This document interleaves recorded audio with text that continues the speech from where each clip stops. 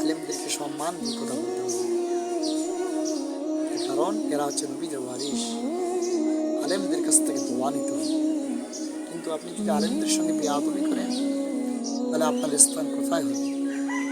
আপনি শক্তি আছে, আপনি এখন আপনার শক্তিটাকে কাজে লাগাচ্ছেন, মন যা চাচ্ছে তাই আপনি করতেছেন। কিন্তু আপনি একটু চিন্তা করে দেখেন, আপনি মরে যান, আপনার স্ত্রী আপনাকে ভুলে যাবে, আপনার সন্তান আপনাকে ভুলে যাবে, আপনার বন্ধু আপনাকে ভুলে যাবে, আপনার গ্রামবাসী আপনাকে ভুলে যাবে।